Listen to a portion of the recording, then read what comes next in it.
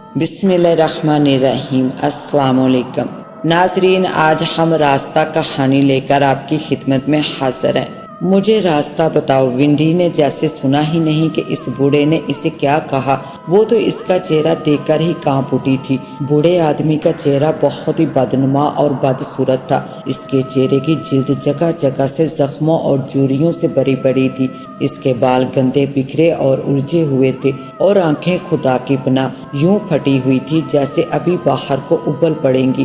رات کی خوفناک تاریکی میں ایک بدصورت اجنبی بوڑھے کے ساتھ اس تنگ گلی میں ونڈی اکیلی تھی، اس لیے وہ خوف سے تھر تھر کانپ رہی تھی۔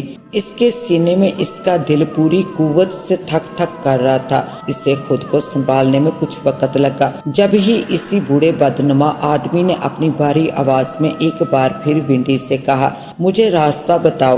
ونڈی کافی حد تک خود کو سنبھال چکی تھی۔ اس نے بامشکل تمام اپنے ہمت اور حوصلے کو یکجا کر کے گھبراتے ہوئے بوڑھے آدمی سے کہا، اوکے کہاں جانا ہے آپ کو؟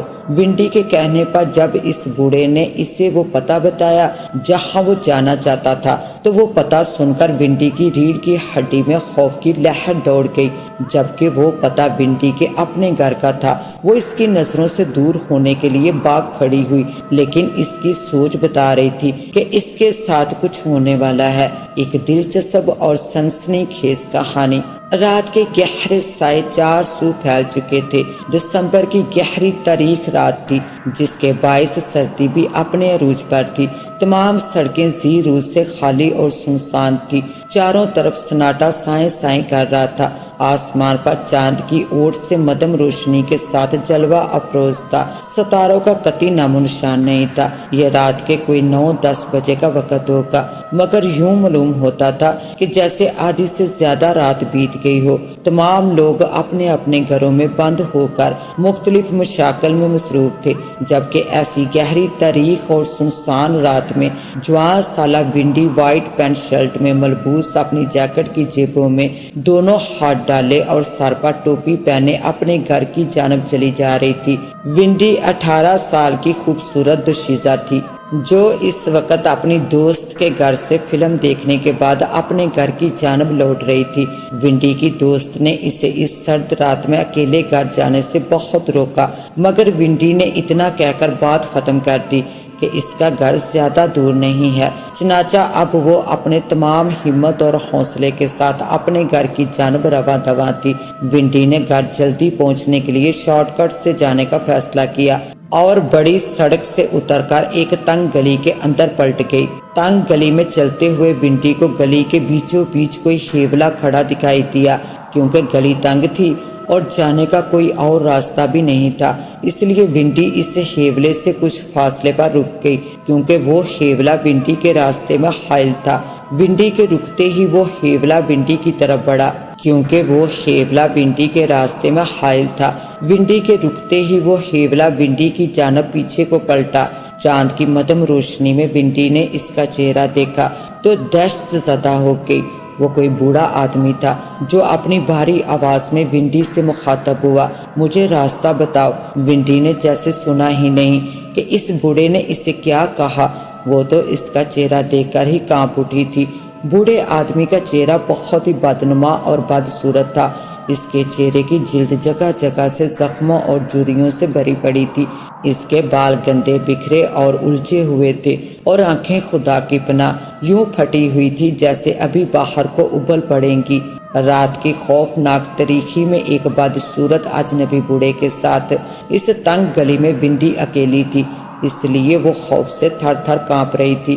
اس کے سینے میں اس کا دل پوری قوت سے تھک تھک کر رہا تھا۔ اسے خود کو سنبھالنے میں کچھ وقت لگا، جب اس بوڑھے بدنما آدمی نے اپنی بھاری آواز میں ایک بار پھر ونڈی سے کہا، مجھے راستہ بتاؤ۔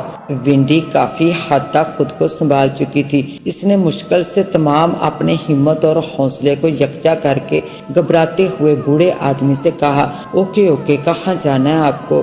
ونڈی کے کہنے پر جب اس بوڑھے نے اسے پتہ بتایا جہاں وہ جانا چاہتا تھا، تو وہ پتہ سن کر ونڈی کی ریڑھ کی ہڈی میں خوف کی لہر دوڑ گئی، کیونکہ وہ پتہ ونڈی کے اپنے گھر کا تھا۔ معاف کیجیے، مجھے نہیں پتا یہ کہاں پر ہے، ونڈی نے گھبراتے ہوئے جلدی سے کہا، تقریباً بوڑھے آدمی کو دھکا دیتے ہوئے اس کے آگے سے گزر کر تنگ گلی میں بھاگنے لگی۔ بھاگتے بھاگتے ونڈی نے جب تھوڑا سا پیچھے پلٹ کر دیکھا تو وہ بوڑھا وہیں کھڑا ونڈی کو جاتا ہوا دیکھ رہا تھا۔ ونڈی نے جلدی سے چہرہ آگے پھیر لیا اور اپنے بھاگنے کی رفتار مزید بڑھا دی، جس کے باعث وہ جلدی ہی تنگ گلی سے نکل کر بڑی سڑک پر بھاگ رہی تھی۔ سڑک کے دونوں اطراف بڑی بڑی کوٹھیاں تھی جن کے باہر لائٹ بھی بند تھی۔ ہر طرف ویرانہ سناٹا اور خاموشی کنڈلی مارے بیٹھا تھا۔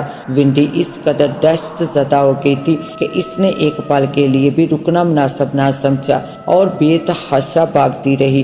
اس کا سانس ڈونکی کی مانند چل رہا تھا، یہاں تک کہ اس نے اپنے گھر کے باہر آ کر ہی دم لیا۔ ونڈی لمحے بھر کو اپنے گھر کے باہر اپنا سانس بحال کرنے کو رکی۔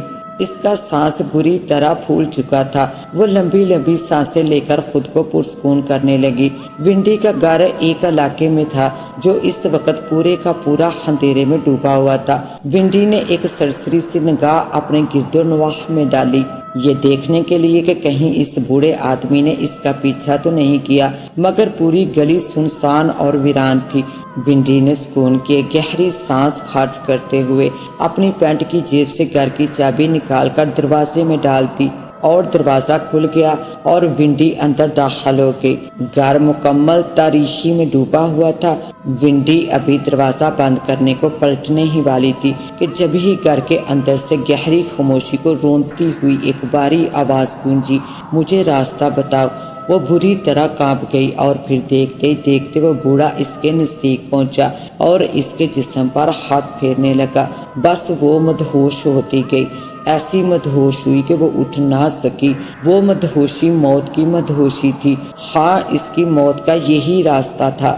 اس کے ساتھ ہی اب مجھے دیں اجازت، ملتے ہیں انشاءاللہ ایک نیو کہانی کے ساتھ، تب تک کے لیے اللہ نگہبان۔